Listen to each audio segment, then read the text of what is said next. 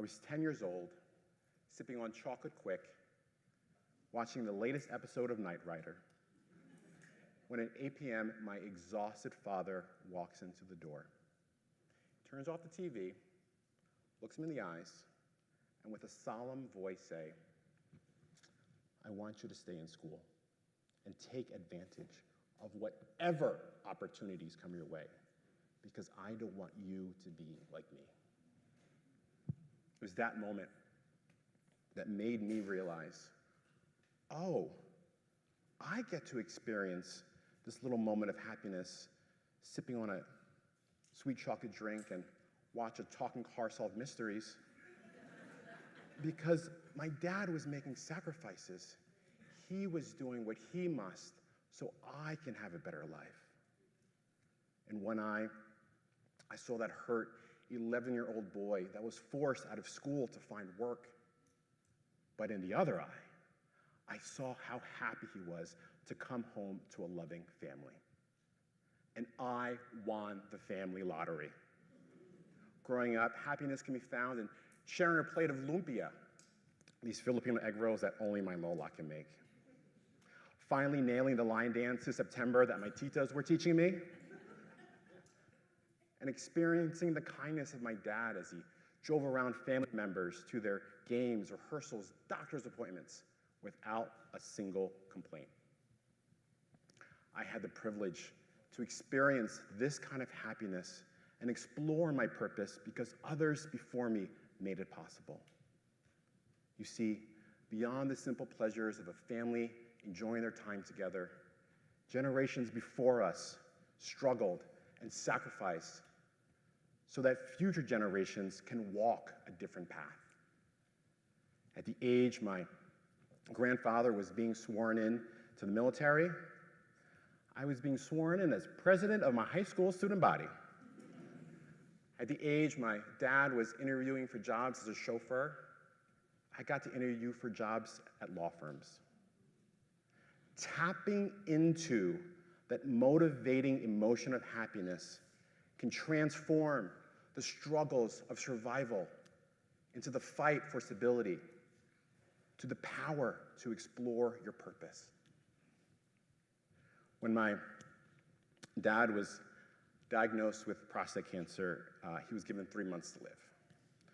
My graduation from college, 13 months away.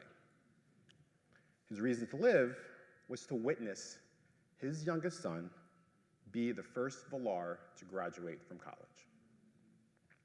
When it was my turn to walk across that stage, I wrote my name to be read as Jay, thanks for everything, Mom and Dad Valar.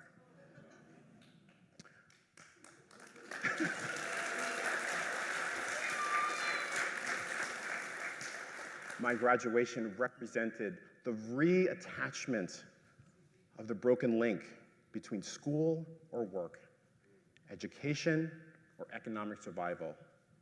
That shared generational accomplishment meant that my grandfather's struggles meant something. My grandfather's own experience with happiness, compounded by the seeds of struggle and stability, sprouted into new freedoms. Freedoms for me to fail, to find myself, and to explore my purpose. But who can really say that if the political or economic circumstances would not have been different, that Julius Valar, my grandfather, would not have lived a happy, healthy, prosperous life in his homeland? But it was their generation that was forced into survival, and their children fought for stability, and our generation have the privilege to explore our purpose. Generational happiness has compounding effects. Each of us carry a different burden, and each of us add a new layer to our family story. We often imagine that the pursuit of happiness is an individual journey, that it's a destination or somehow can be bought. But what if we reimagined it? What if we saw happiness as something to be cultivated, not for ourselves, but for those who came after us? What if we measured our success not by how much we accumulate, but by the happiness we contribute to our communities and to our future generations? And happiness, it can be found in all of us. You just have to know where to look. Even in these dark times, you can find the light of happiness. When a scared teenager is hiding in the hull of a ship, sailing to unfamiliar lands, you can find happiness. It's in the hope and the belief that somehow there is better than here. That choosing to find that kind of happiness is worth the risk. When we choose happiness, we are reminded why we're making the hard choices, fighting for justice, and doing the work for a better life, even when the feeling of happy isn't necessarily the emotion of the moment. What choosing happiness does, it gives us our power back. And when we share our happiness, we are reminded that we are not alone. And when we remember that we are not alone, we find ways to connect, to organize, and to build the kinds of shared futures that creates the happiness we are all envisioning. So, what does choosing happiness look like? It's being kind to one another. It's building relationships and genuine connections. It's contributing to the betterment of someone else's life. And what does that look like? It's giving a ride to someone's doctor's appointment, letting them know that whatever medical news they receive, they are not alone. It's turning to the person next to you, looking them in the eyes and saying, "You are awesome." Go ahead, turn to the person next to you, look at them in the eyes and say, "You are awesome."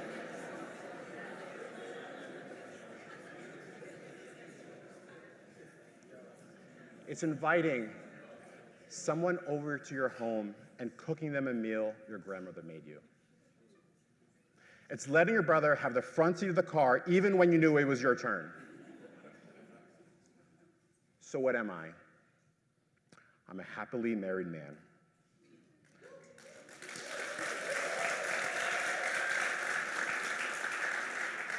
I'm a proud second-generation Flipperican.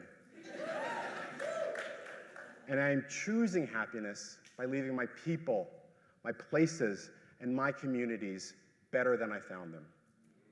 And you are my community. And I invite you in choosing the kind of happiness that comes from contribution and sharing so that future generations can explore their purpose far beyond what we see in our own lifetime. And that makes me happy.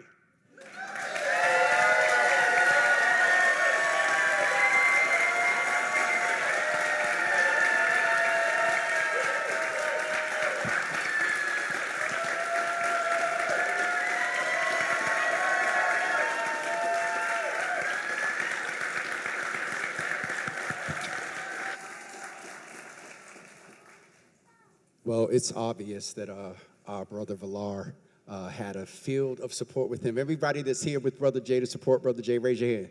Or make some. We're supporting everybody, absolutely, absolutely. But I noticed a little bit of different energy there. Dr. Malcolm Andrews Jr. Malcolm Andrews. So everybody brought somebody with them. This is good. This is good. Malcolm Andrews Jr. has 16 years of experience in urban education and holds a doctorate in educational leadership from Lesley University. Dr. Andrews currently serves as a networker for the Telescope Network and as an instructional coach at Boston Day and Evening Academy. Prior to becoming a networker, Malcolm worked for 2 years as an instructional coach at Tech Boston, following a decade of ELA in history, teaching for students in a sustainably separate setting in the Crossroads Lab cluster at TBA. Malcolm's work toward increasing equity for marginalized students and supporting educators of color was awarded with a Beautiful Resistance Award for excellence in teaching and in leadership. Shout out to Sister Janae for that. Ladies and gentlemen, please put those hands together for Dr. Malcolm Andrews Jr.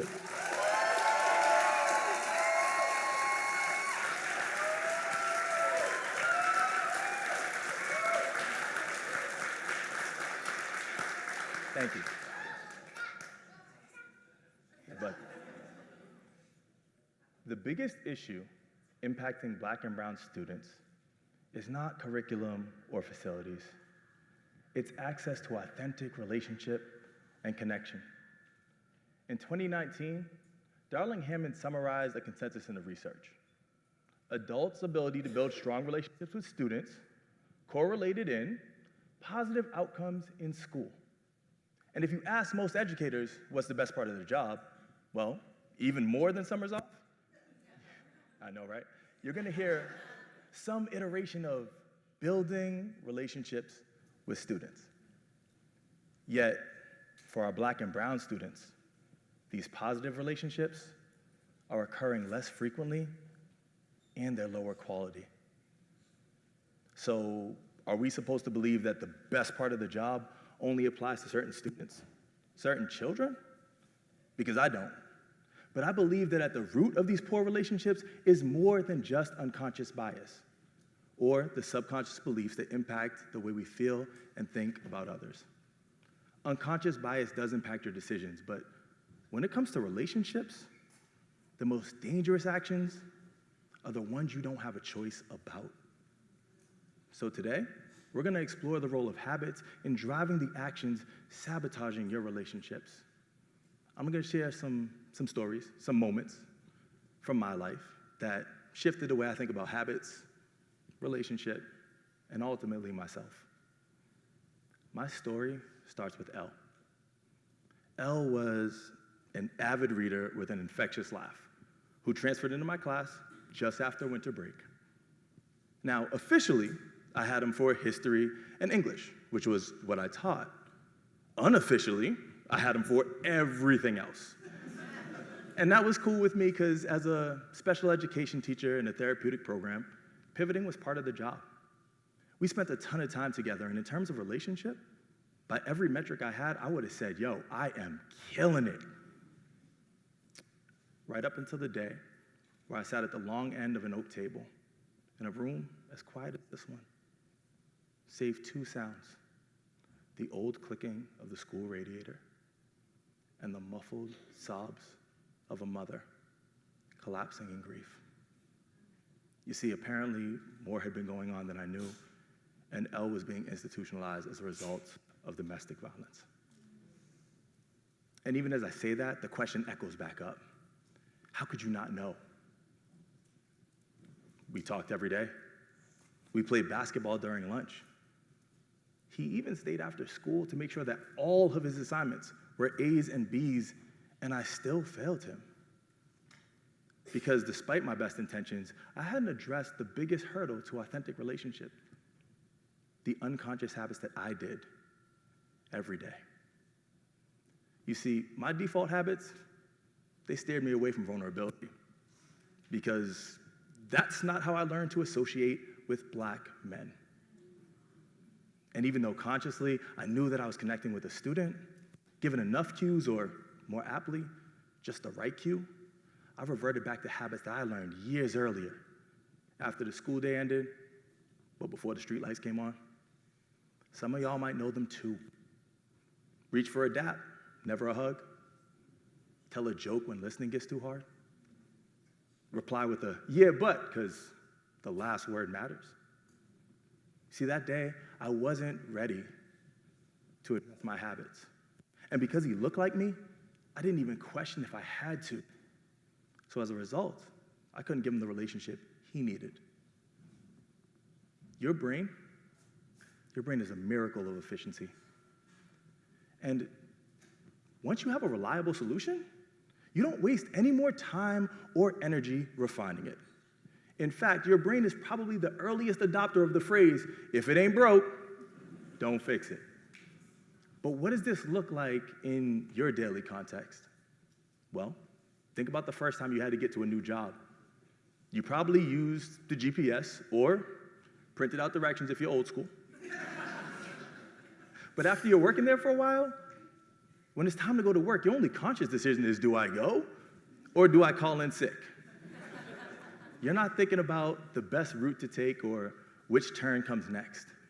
In fact, you can perceive your conscious brain as a preoccupied co-pilot that's not going to help you navigate unless you interrupt it or you hit a detour.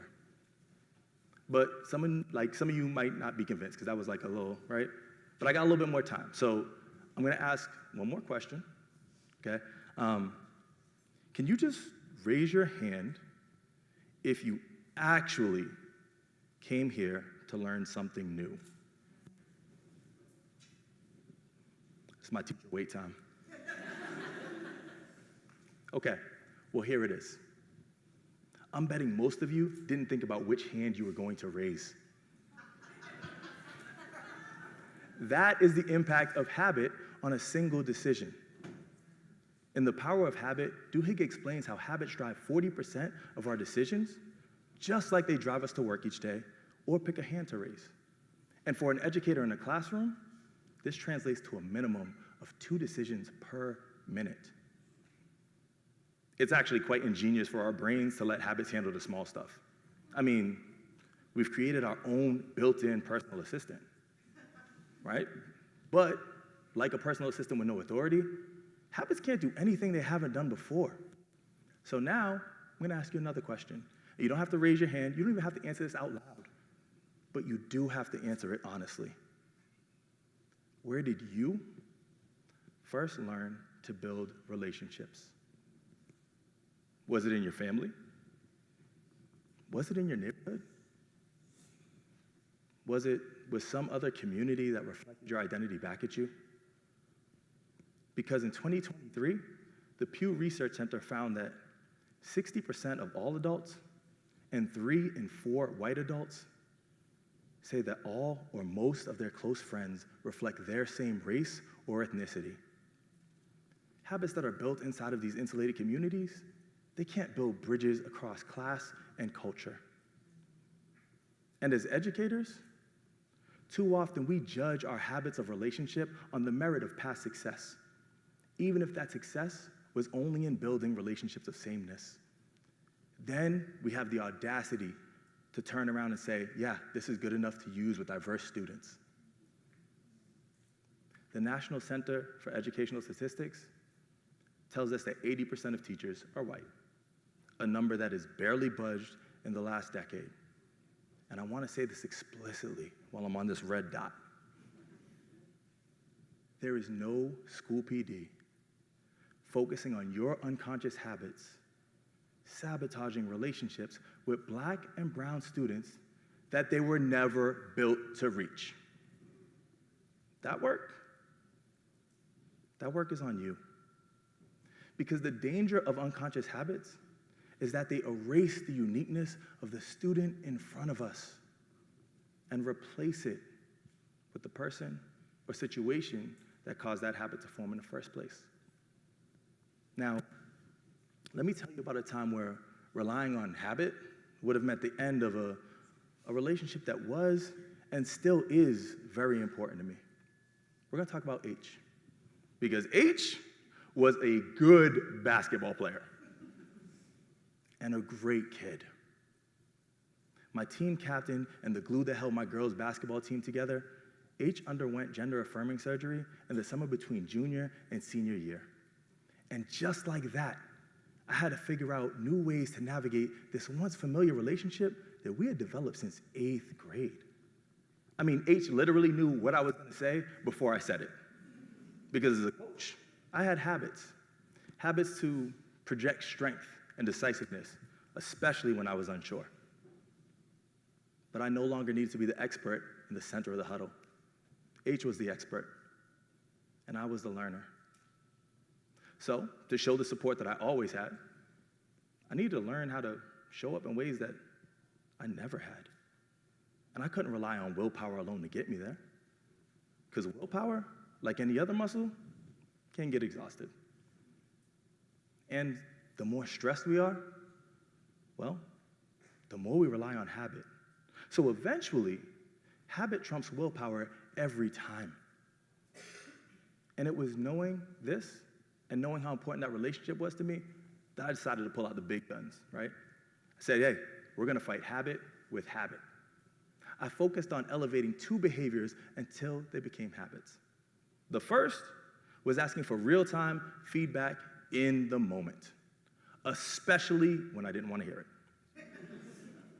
The second, that was fact-checking my narrative, or just taking a minute to say what I was thinking or name my understanding and make sure I had it right before jumping in with action or advice. Schwartz's theory of attention density argues that where we put our attention to shifts the way our brain sees and interacts with the world. I put attention to just 2 behaviors, less than a minute each to implement. But once they became habits, they conveyed to H in each interaction that he was safe and that I was invested in the future of our relationship. Now, thus far, I've talked about schools. I've talked explicitly to educators. But I'm looking at your faces, and I'm seeing you've been paying attention. And if you've really been paying attention, right about now is the part where you start thinking, wait a minute, this might not just be an education talk. Because this is bigger than that. This is an everybody problem, and let me tell you why. Because unlike H, most people's change, you can't see from the outside. But we can all relate to that feeling of a relationship just growing apart. Well, what if it didn't have to? What if instead of the unconscious habits that push people away when we change or when they change, our habits affirmed identities? You see, I believe that we must intentionally develop semi-automatic, interpersonal behaviors that signal belonging within and across identity markers. What if our legacy was culturally responsive habits? Because the culturally responsive habits that I developed for the classroom, they didn't stay there. They're at the center of all of my relationships. And because I allow people the space to be vulnerable and valued, to be imperfect and still irreplaceable, I'm a better educator, I'm a better partner, I'm a better friend, I'm a better father. At home, I get the opportunity to show confidence in my son's abilities as he tests the growing limits of his mind, his body, my patience. He's 4.5, he's right here in the front row.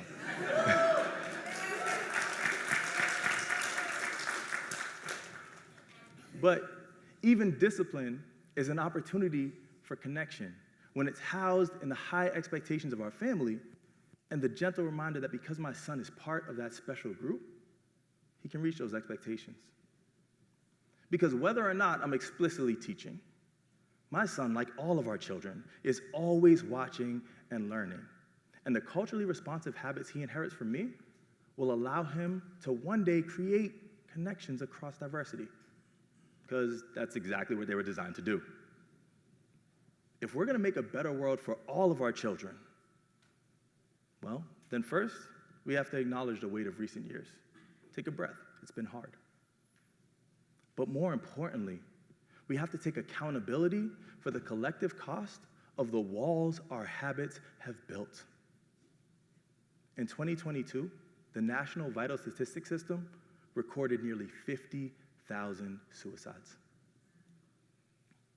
Since COVID-19, the CDC has seen a rise in the number of adults taking prescriptions for anxiety and depression each year. And in 2023, a study titled "The State of American Men" found that 65% of men 18 to 23 say that no one knows them well. I'll give those numbers a minute to sink in. Because those numbers, they're important. They tell our story. But the good news is, there's good news. The good news is that they don't yet have the ending. You see, just the time that I've been on stage, thousands of people have met and engaged in relationship for the first time. It's happening in this very room. And at their core, every relationship is a bid to love and be loved, to see and be seen. So, as I leave this stage, what I want you to know is what I didn't know all those years ago. Whether or not your relationships matter, it's not your choice, my friends. It's your habits. Thank you.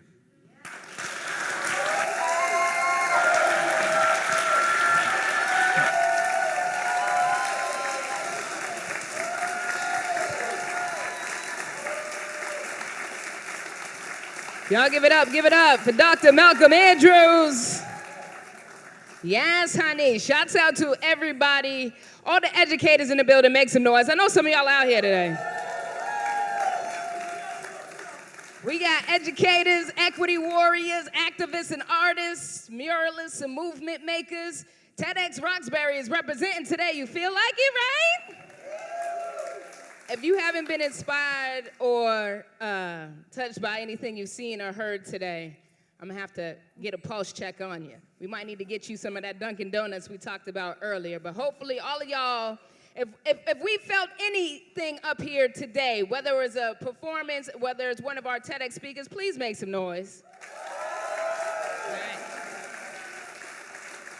Because all of our folks got up here, they've been putting in work, if y'all didn't know, for like the last few weeks. It might have been a month or 2, 3 months, who knows? This process started a long time ago. So this is a culmination of a lot of hard work, late nights, even as of last night, being able to get up in here. You know, it's different when you're out there looking at empty chairs. So all of y'all that have been being a dope audience, y'all give it up for your daggone selves, because TEDxRoxbury doesn't go down without you. And so some of my favorite folks that have been up here today, of course, if you haven't tell, I got a little diddy bop, I got Adidas on. Like, I'm a hip-hop, aficionado. So all of my spoken word spitters, Jasmine did her thing earlier, and now coming to the stage next, another connoisseur of the creative spoken word genre. My name is Courtney Renee. I love to rap, and I rap all day. Just pass me the mic, and you will see that I'm the baddest MC in the city of Bean. But D-Ruff, my man D-Ruff, though, said, Courtney, you ain't got none on me, sis. But he's going to prove us wrong right today because he's transcending time and stepping on this TEDx stage. But let me tell you a little bit about my man D-Ruff. He is a 2-time Boston Music Awards Spoken Word Artist of the Year nominee. That's why he's telling me I ain't got no lyrics.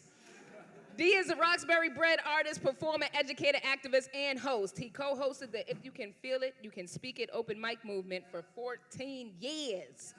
Feel It, Speak It is the only monthly, is it anonymous and non-pretentious open mic dedicated to providing a platform of expression to the queer community and invites everyone to bless the mic, regardless of their identity and or talent.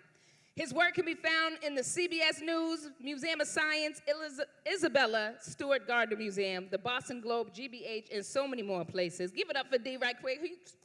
Yeah, that's not everyday stuff. He is also an author. He released his first book, Staying on 94, Tales from a Misguided Soul, in the fall of 2012, and is setting up for re-release in 2025. Shameless plug, make sure you go show him some love on that. And most of his poems stem from personal experiences and observations, and therefore range in topics from love and heartbreak to inequality in culture. D. Ruff performs with inspiring passion in hopes that someone of color will also want to find a way to express themselves.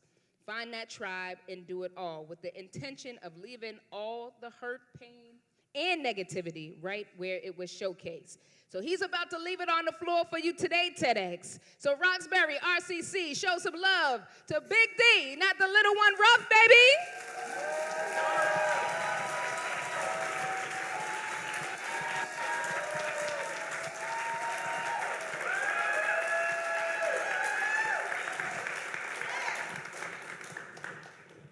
Hey, everybody.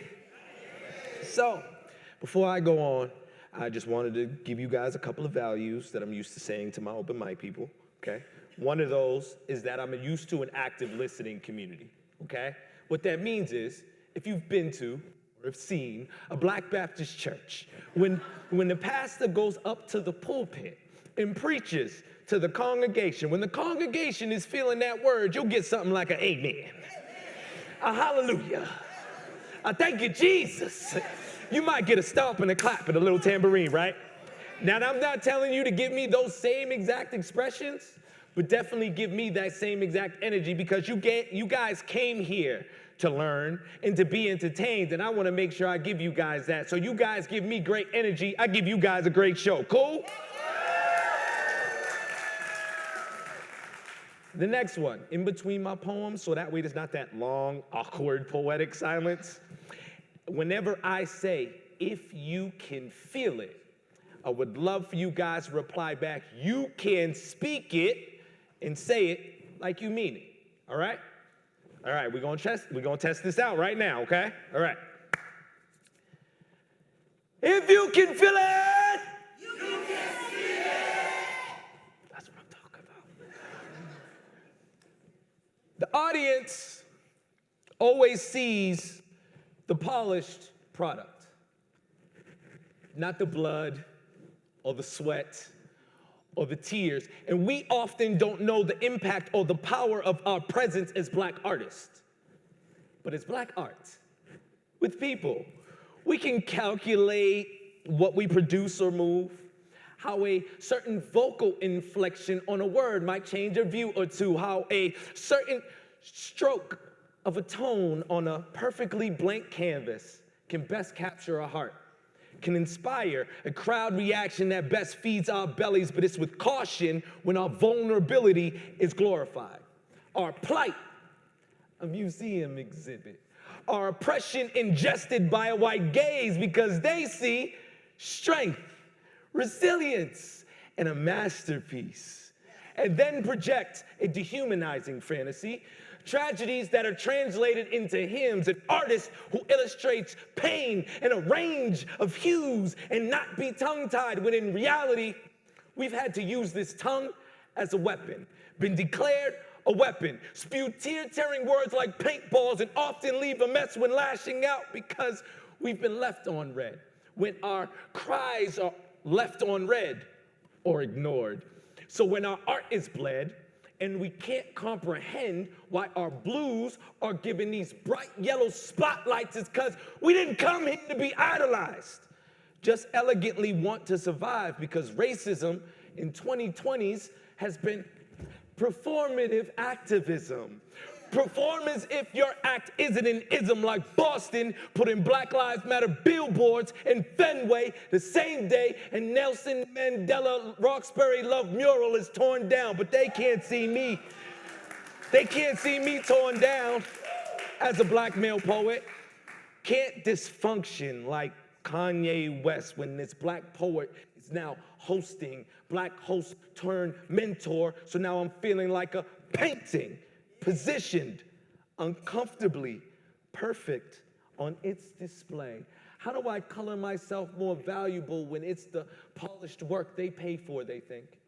They don't pay for the nights I let the disc play, create a playlist and played a list of memories in my mind, asking myself why I even hurt myself this way. Why I traveled down the path the wrong way, and why I can't seem to glue together my broken nights as they seem to bleed into one another in my tunnel vision. They don't pay the cover for my missing or absent moments on my tunnel vision, unless I can somehow paint this suffering vibrantly. Will my death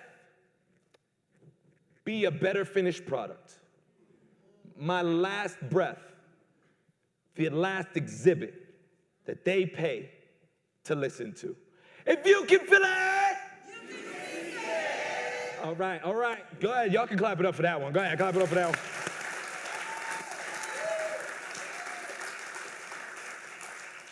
This next piece, I usually don't do intros for, but you guys heard the bio. I've had the wonderful honor and privilege to be able to co-host this open mic called the If You Can Feel It, You Can Speak It open mic for almost over 15 years now. Yeah, go ahead, clap this up. We've had the honor of being able to be recipients of the grant from the Mayor's Arts and Culture Mayor's Office of Arts and Culture. Woo, there it is. And so they was able to give us a grant. So now every second Sunday, we are over at the Civic Pavilion and Government Center and have been there for almost the last year. And it's been an amazing experience. You guys are welcome to come. It's free to the public. We give free food too. So this last poem is and has always been a tribute to my open mic, but really just to anybody that wants to come up on stage, wants to write, wants to draw, wants to do anything creative just for themselves, not necessarily for people. So, if you can feel it, you can feel it. From the depths, that rock bottom repetitive cycle that tomorrow has the nerve to have you looking forward to. So we just add vocabulary to our frustrations in blue lines and black cursors, showing the blues in white lies, saying we are more than your black curse, sir. Grabbing our titles of being blessings wrapped in space with a universe for a mind informing life like a planet's atmosphere, because if you can feel it, you can feel it. For the times that you felt human in a society that wanted you to be super. Chant how the system isn't a ball and chain, and how your sex won't be held as a restraint.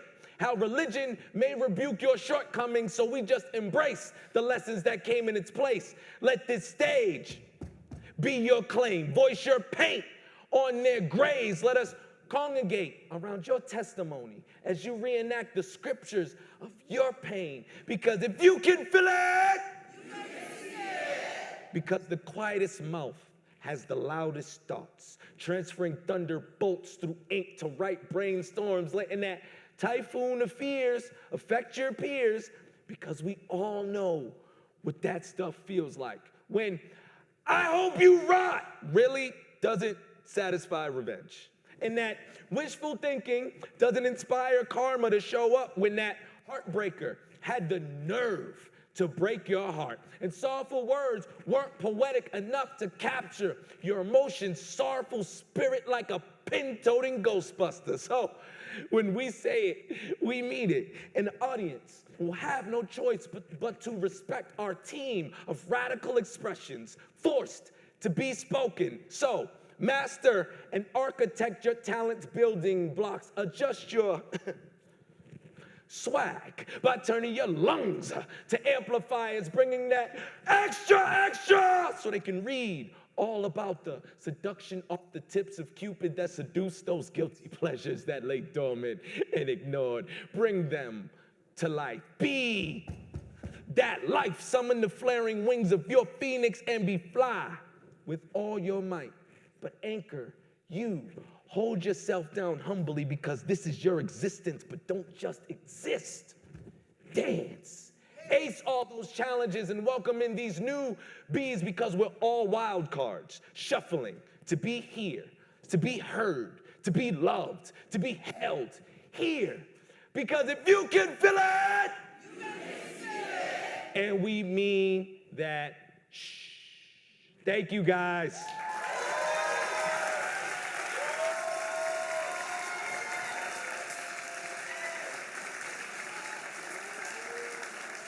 One more again. Put your hands together for D. Ruff.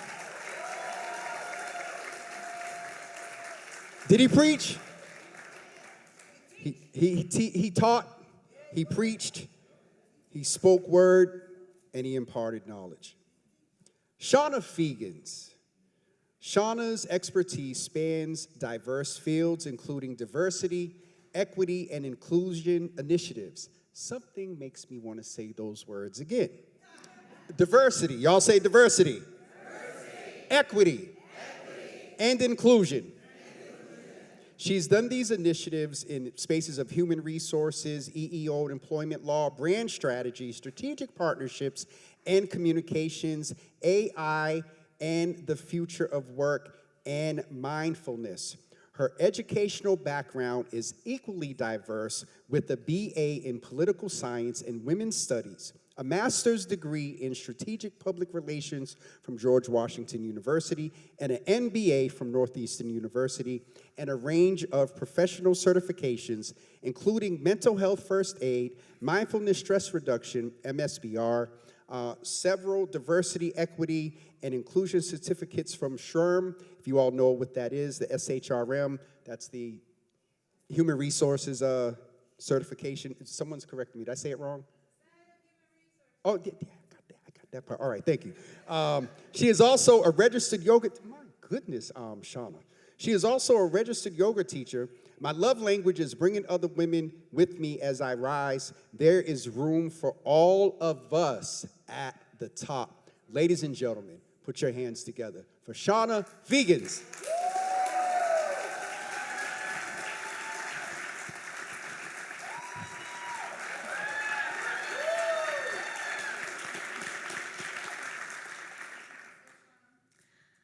I invite you all to close your eyes for a moment.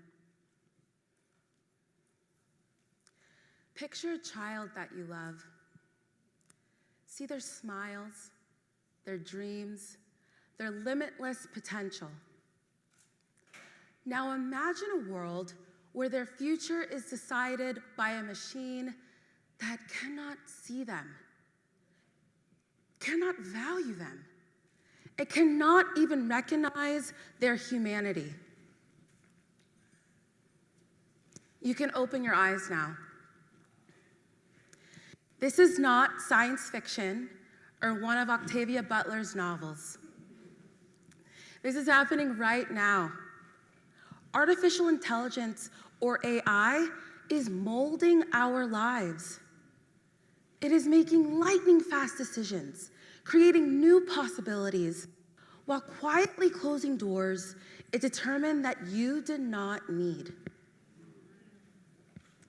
But what if you needed those doors? What if they led to the only accessible grocery store? Or to the only doctor that speaks your family's language? Or to the key to the long-awaited home loan? Those doors were not built into AI's programming. MIT gender shade study found that facial recognition technology fails to identify certain groups up to 35% more often than others. That is not a flaw.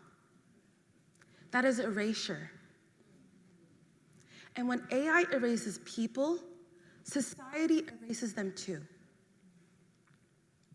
But what if I told you that AI, when designed ethically, could be a tool for justice, for opportunity and equity, that it can help to close gaps, unlock innovation, and level historically uneven playing fields?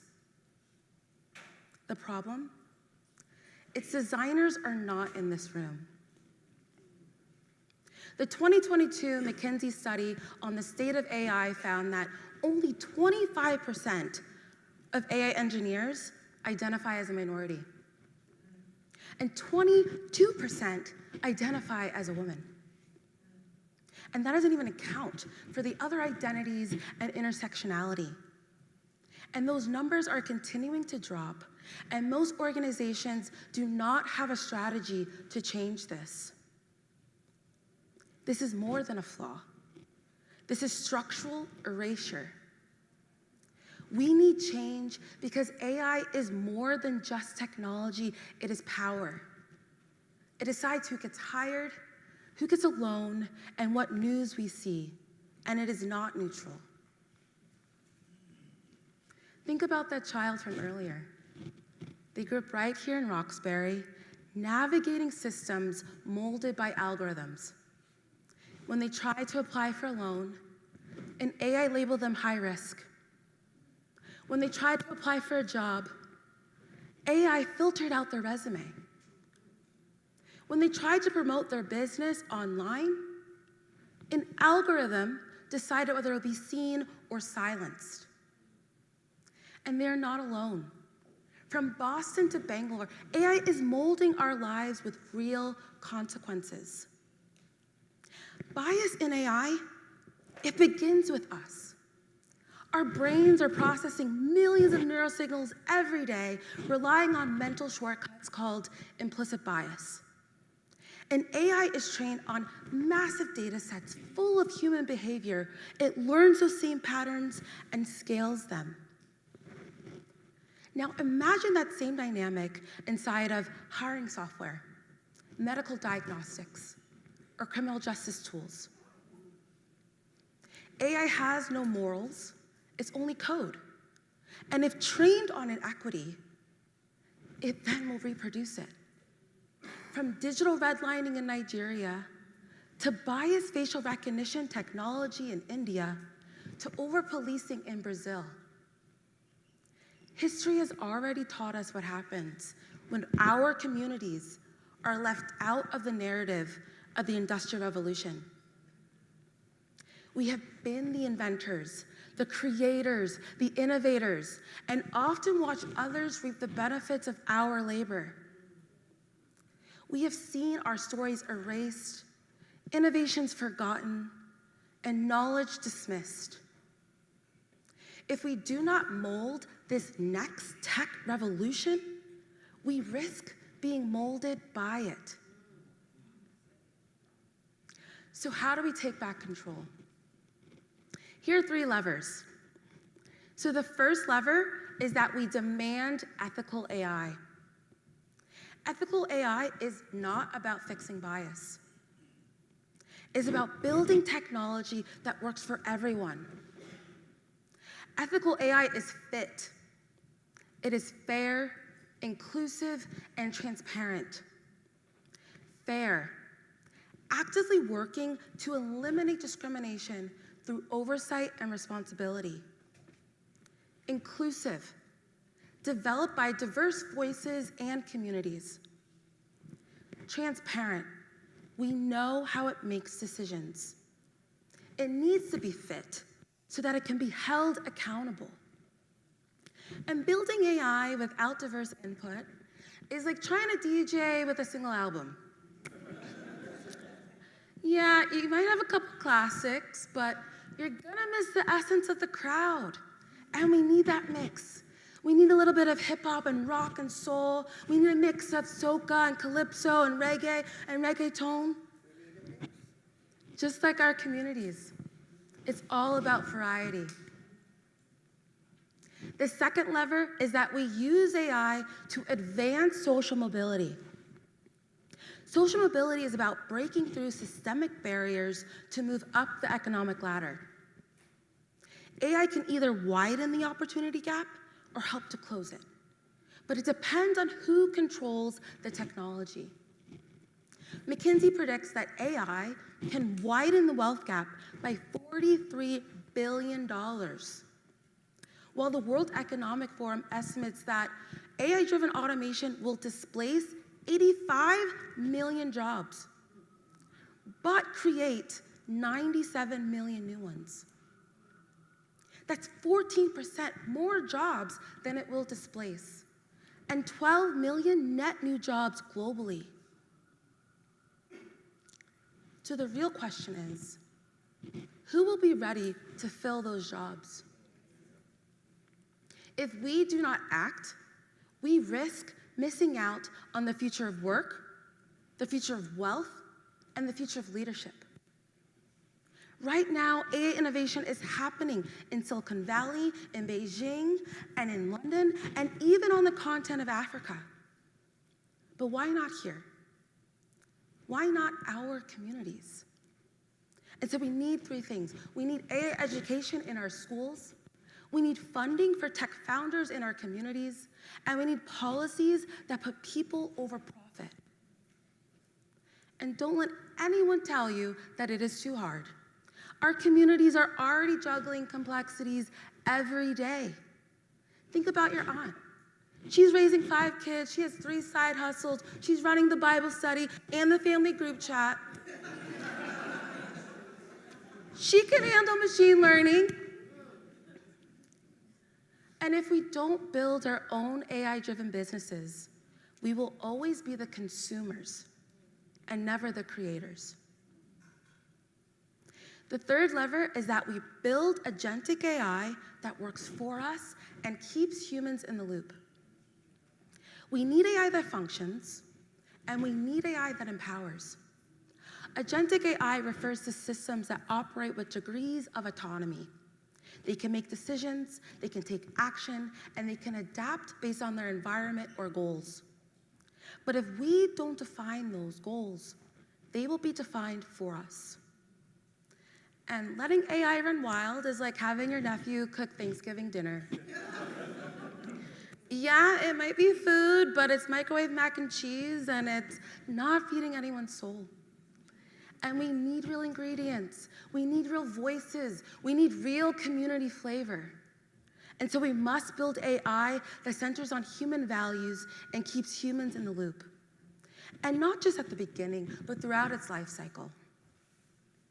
Humans in the loop means that you don't just set AI in motion and hope for the best like a robot vacuum. It means that there's a human actively training, monitoring, and correcting AI decisions, especially when they impact real lives. Only a human can understand context and compassion and ethical judgment.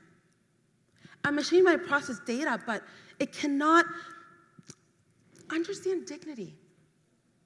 It can recognize patterns, but it cannot reflect on injustice.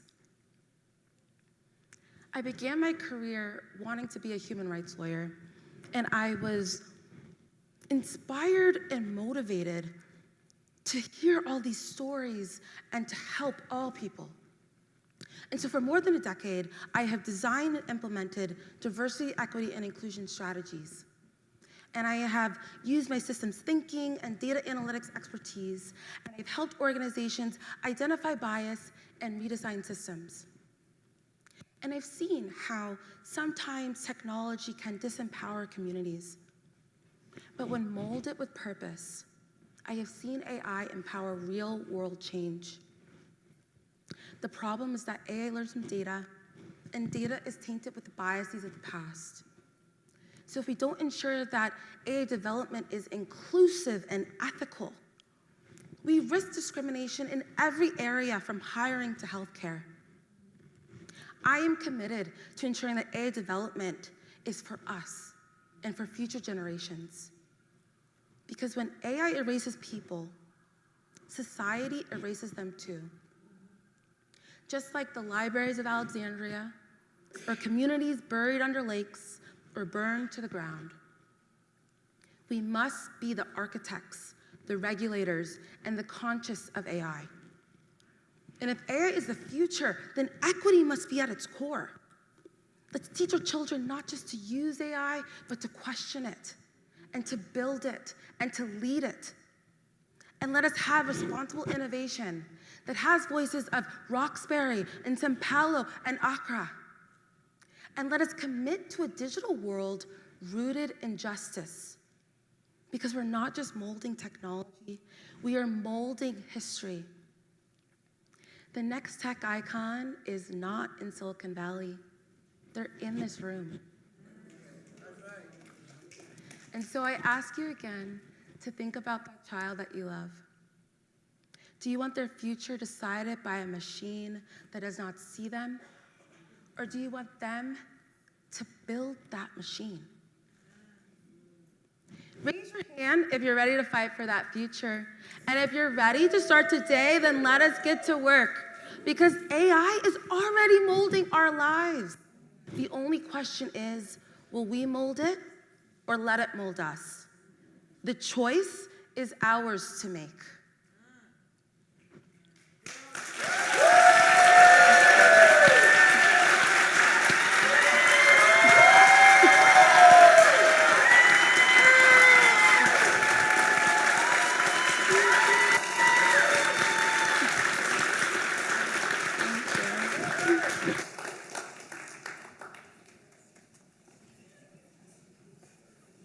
Y'all can go ahead and clap some more. I know what all that silence was for a moment. Y'all was imagining that Will Smith iRobot world.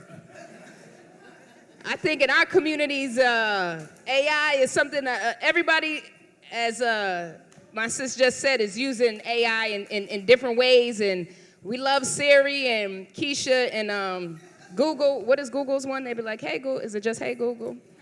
Whatever the case may be. But when we think about AI, and I was listening intently because I think for a lot of communities, and especially communities in our urban hemisphere, you know, you be worrying about jobs and things like that. I tell the kids at Tech Boston all the time, I said, y'all better learn something and sit down in these classrooms because they got the robots flipping McDonald's burgers, right?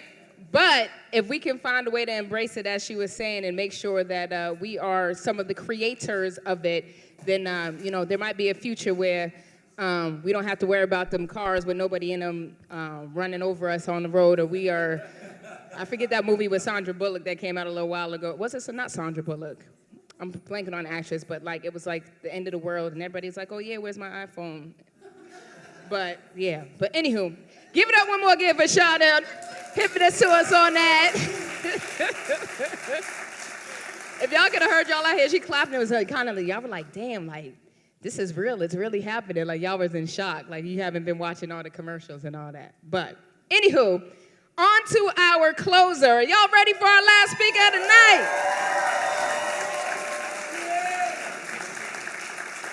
I must say, y'all, we are like doing extremely well on this time thing. Like, I am very impressed. So give it up for yourselves one more again for coming back from lunch and from the vendors and all that. We're in the back like, man, like, is it really only 2 o'clock?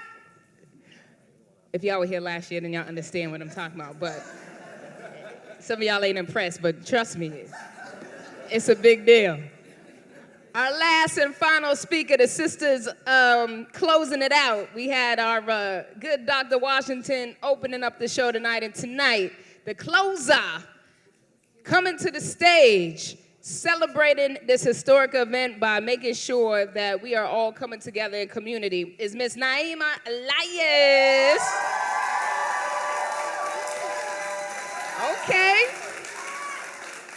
We got some Elias fans in the building today. I love it. To close us out, show some love to your girl.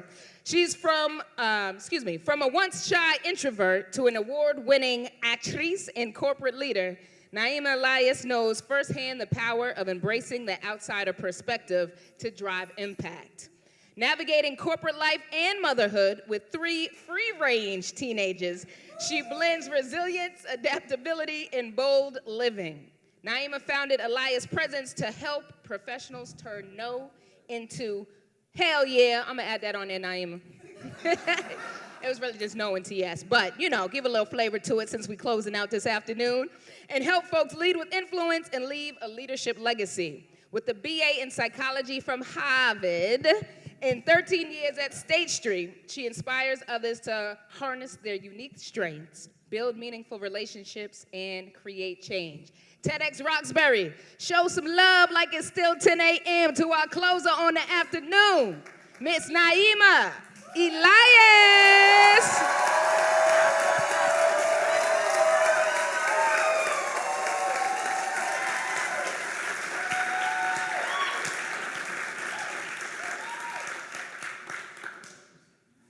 I was attacked as an 8-year-old because I talked like a white girl. My family had just moved to a new town, and one day after school, a kid grabbed me, spun me around, and scratched my face. She nearly took my left eye. This is my earliest memory of feeling like an outsider. So code switching and role playing became my early survival tools. I copied how the popular kids talked and how they acted because my young brain decided that I needed to fit in to survive. I want you to think about a time when you felt out of place. Not because of anything you did, but simply because of who you are. Maybe it was a physical attack. Maybe it was a comment or an assumption that reminded you, you are not one of us. See, this isn't just about 8-year-old Naima. I'm thinking about the rules that outsiders accept in childhood about how much space we're allowed to take up. Being different is dangerous, right? Boy, girl, black, white, queer, straight, nerd, jock. Peer pressure is real, and kids who are different get bullied. So what do I mean by outsider? It's not just about race or class or gender. You might feel like an outsider if you are secretly living with imposter syndrome. See, I was always waiting for people to realize that I had no idea what I was talking about. If you're an introvert in a loud office, avoiding social gatherings because they drain you. Living and working outside of your native language. Or just a new hire, just trying to prove yourself. Feeling like an outsider isn't just about who you are. It's about being in spaces that weren't designed with you in mind. So you might identify as an outsider if you grew up a girl. You learned early that it could be dangerous to make boys uncomfortable. So you accepted certain rules for safety. Be quiet. Be agreeable. Follow his lead. And now in your professional life, those rules show up in different ways. Don't ask. If you earn the promotion, they'll give it to you. Don't ask. They know how hard you worked for the raise. Don't raise your hand for the stretch assignment. Not yet. Do not push back. The rules that kept you safe in childhood became the barriers that hold you back as an adult. And let's think about the messages that you received. By a show of hands, how many of you were expected to be courageous and take big risks? Yeah, not many of you. Okay. And how many of you were expected to behave while you watch the other kids break some things? Yeah. We might identify as outsiders.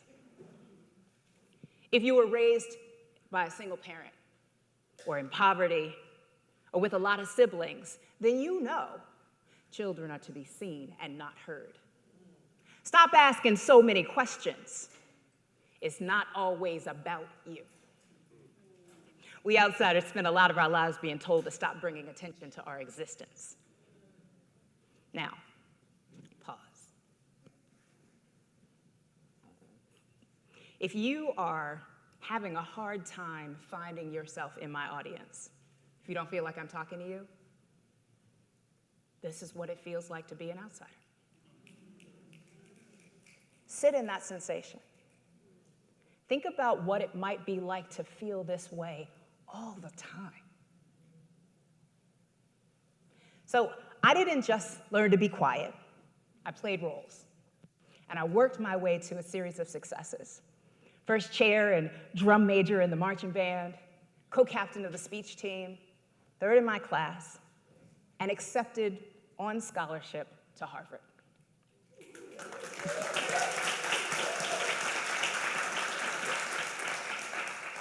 Now, after a childhood of thriving as an outsider, feeling out of place at Harvard came as no surprise. I remember sitting in the dining hall one day and heard these kids at the next table literally joking in Shakespeare. And I'm like, who understands Shakespeare well enough to joke in his language? I had only read Romeo and Juliet.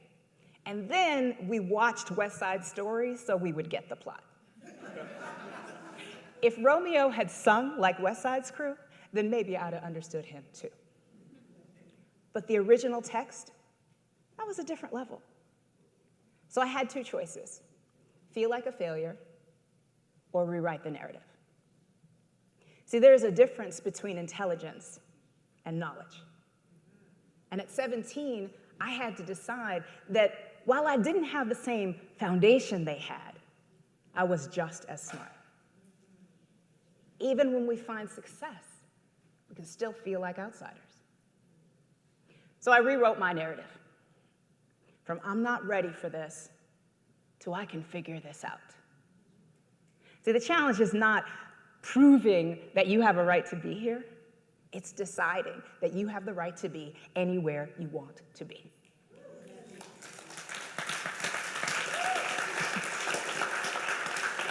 So I used to picture these big, fancy rooms with very important people inside of them. And I wanted to be in, but I felt like it would always be just a little out of reach. I would say things like, well, I don't want to be the president. I want to be the person behind the president, right? I had this language that intentionally put me in the shadows. But when I think about what I really want, and when my coaching clients tell me what they really want, it's to be at the center of things, where decisions are made, where people are listening, where you get to be creative and have impact and influence, and where you make more money. You don't have to change your voice or your identity to get into that room. But you can learn the rules for access. And then you get to decide which ones to keep and which ones to break. So at this point, you might be surprised to discover that I identify as an introvert. Spending my childhood and my life trying to find my voice and fighting against the urge to hide in a corner with a book, it wasn't the most obvious or natural path. But as a kid, I hated restrictions. And I had to create options to rise above the low expectations of Harvey, Illinois. My friend Jess says that my superpower is taking nerdy people and giving them permission to build out other facets of who they are. So I believe that there is greatness in each and every one of you. But you have to figure out which very uncomfortable rules are going to unlock yours. Because when we push past the rules that no longer serve us, we step into rooms where we don't quite fit, we ask the questions that nobody else is asking, and we bring perspectives that challenge the status quo. From humble beginnings like Viola Davis, Michelle Yeoh, Lil Nas X, Michelle Obama, we don't just adapt to the way things are, we shape the way people think, the way they operate, the way the world functions, simply by asking insiders to bring our voice into the room. So let me ask you, how are you going to amplify your voice? When I was a young actress in Boston, I had this incredible director, and he cast me in the coolest roles. And I had a critic. And this critic made it his job to remind everyone that I was an outsider. His favorite language for my reviews, again, in a role not written for a black woman. But I didn't play the roles as any race. I just played them as people. So I kept auditioning, and I kept getting cast, and I even won some awards. So I kept playing the roles not written for a black woman. See, we're often told what we cannot do, and magic happens when we decide that there are no limits. Okay?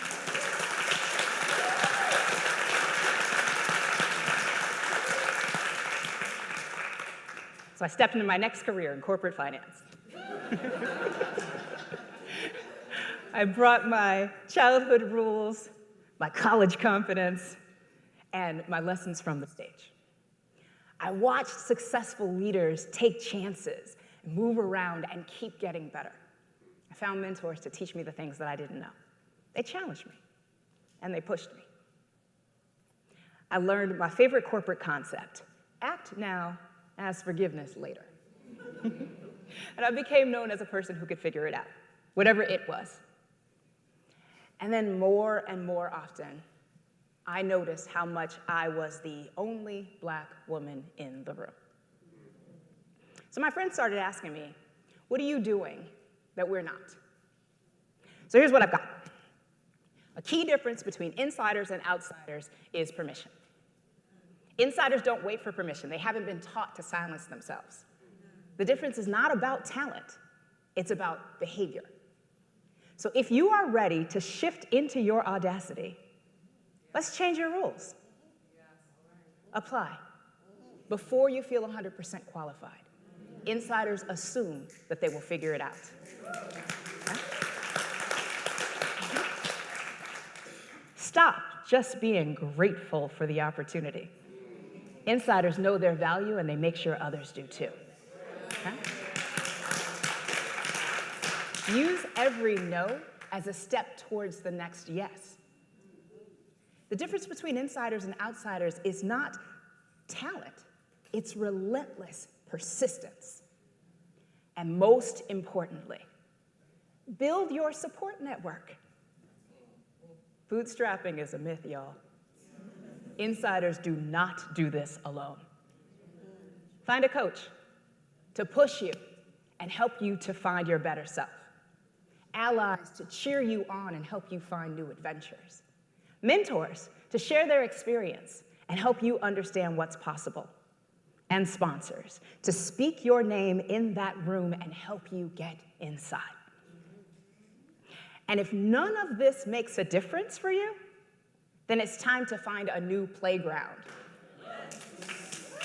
Or build your own.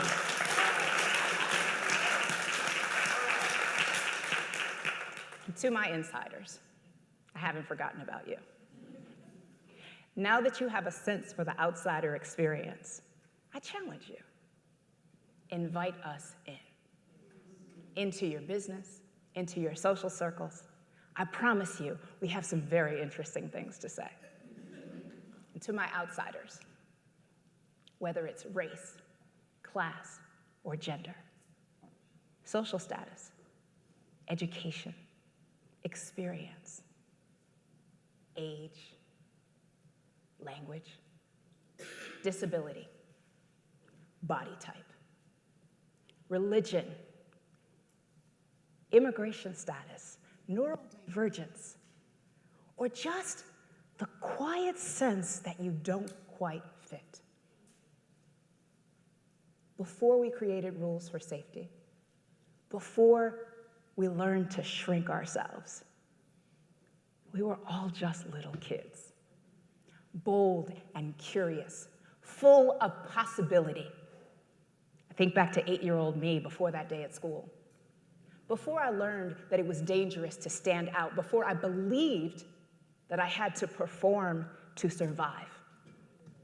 I was just a kid who spoke the way she spoke, asked a lot of questions, and took up space without apologizing. Try to remember, who were you before the world told you to be smaller?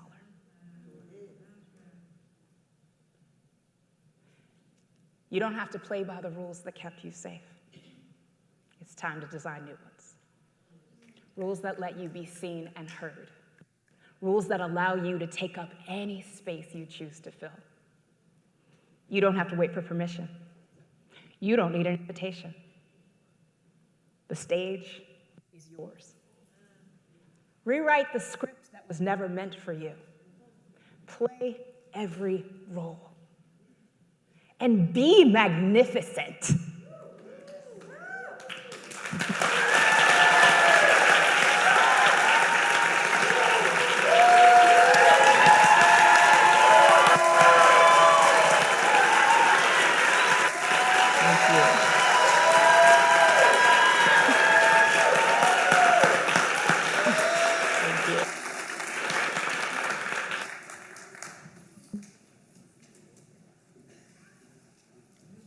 Y'all know what we need y'all to do. Show some love one more again for Miss Naima Elias.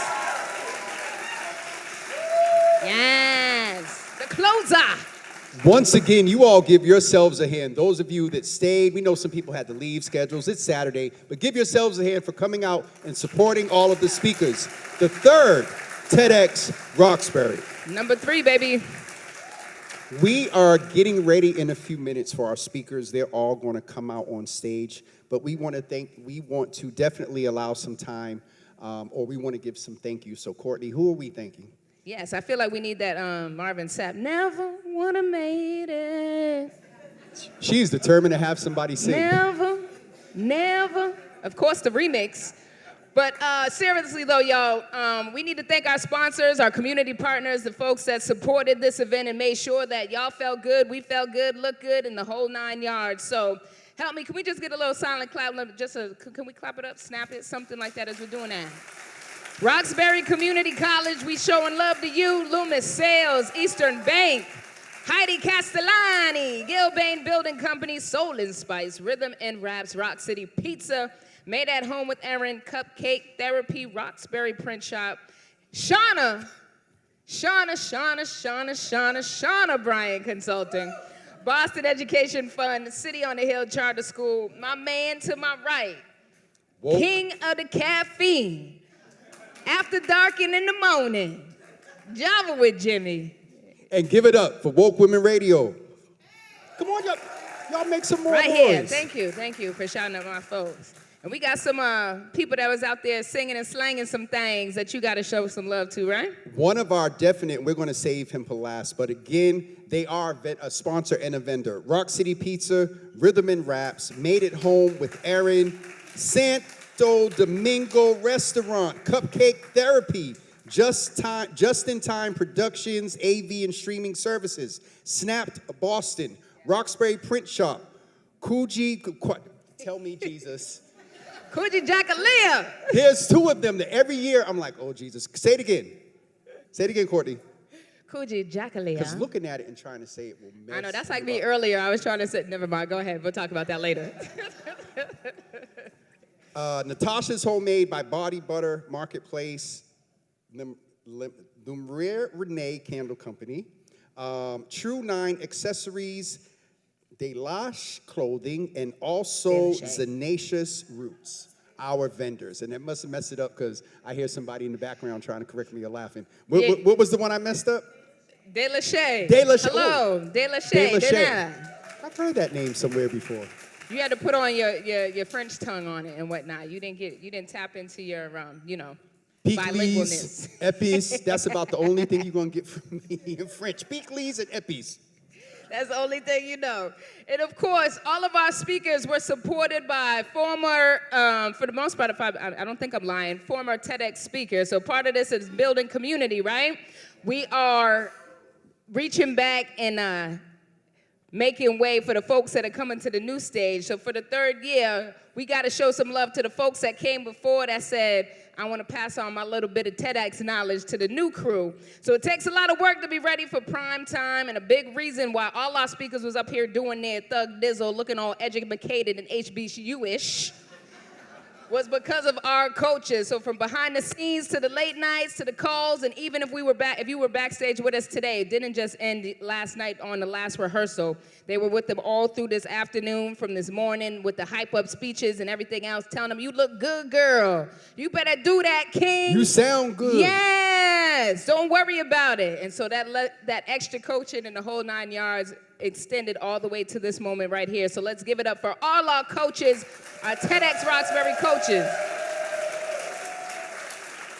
Simone, Gary, Franklin, Jake, Sonia, clap it up for your daggone selves, because y'all did that thing, man. And we could not, as we said before, have this be successful without our volunteers. That is Rudy, Bernard, Shelly, Hey. Lila, Hey. Shauna, Tracy, Natasha, Jiska, Linnell, Damien, Carmen, Monique, and Tanya, and the day of volunteers as well. You sounded like DMX, bro. Huh? Tasha, Keisha, Leonia, Donana. Listen, it's at the end of the day.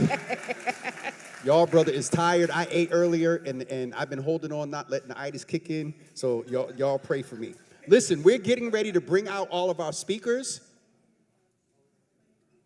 We got you. We got that part. Listen, let me tell y'all something about Shauna Bryant. She's going to get me after, but I got Hello, somebody. She will hold. What is your thing? What's your tag? The Taskmaster? You do not play. The speakers are... get it right, get it the tight. The speakers are getting ready to come out. Give them a hand. Give it up again, once again, for all our speakers. Whatever y'all do, don't y'all knock that sign. Woo, that's right.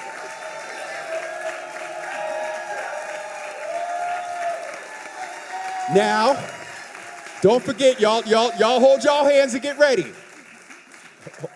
They're doing the pictures. We're going to have y'all take a bow all together. We were supposed to do this in a couple of minutes, but we were asked to give a special acknowledgement to this young man right here in the braids that's giving the direction to the cameras and whatnot. You all put your hands together for Dante Luna Media Group.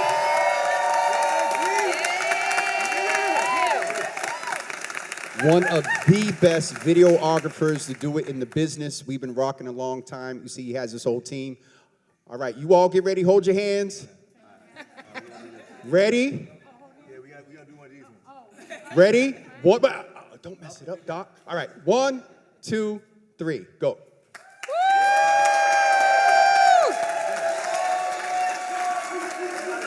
One more.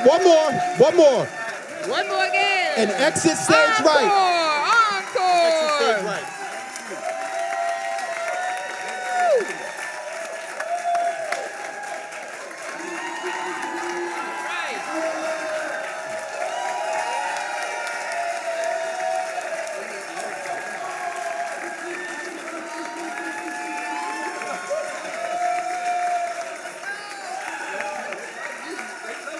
Now, speakers, give the audience a hand. You all be quiet and let them cheer for you.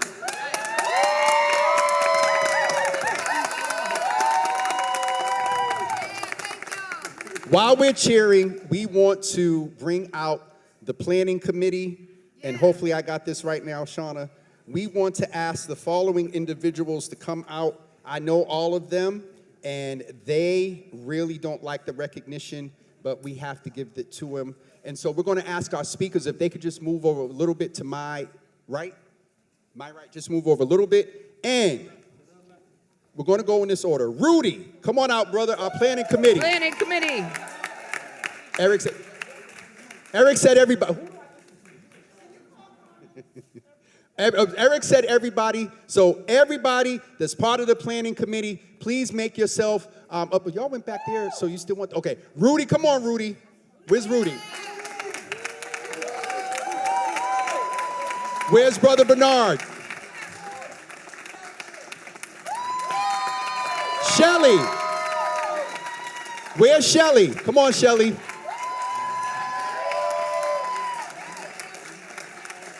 Certainly last but not least, Eric Estevez.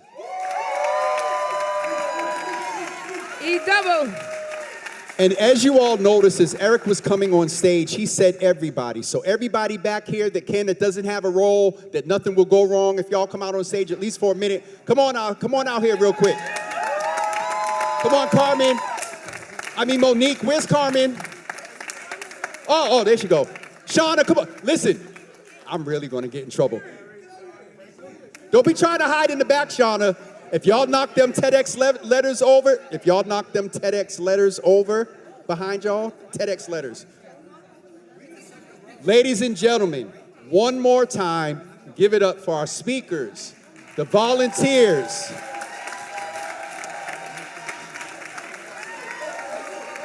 the planning committee. Dante, you're actually going to get in the picture?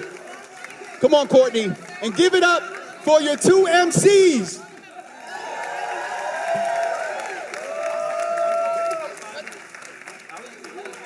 Now we're going to let them take a couple of pictures, and when we ask you all to get ready to go, we're going to ask you to kind of please exit the, I almost said sanctuary.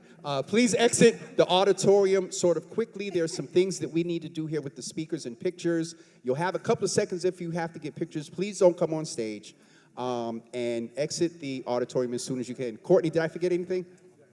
I think you did.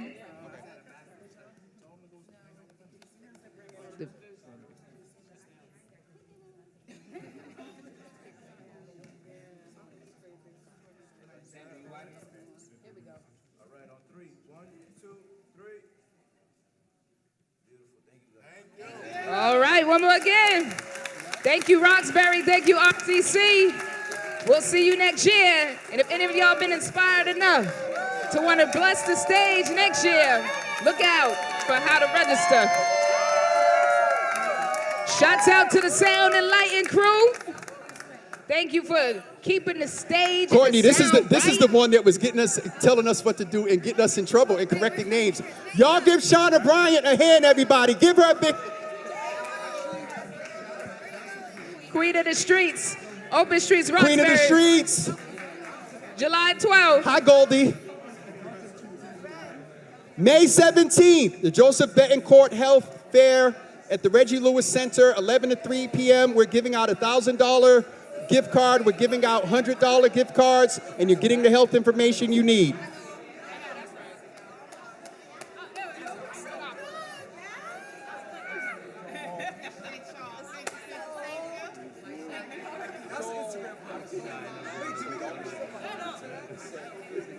All right, all speakers.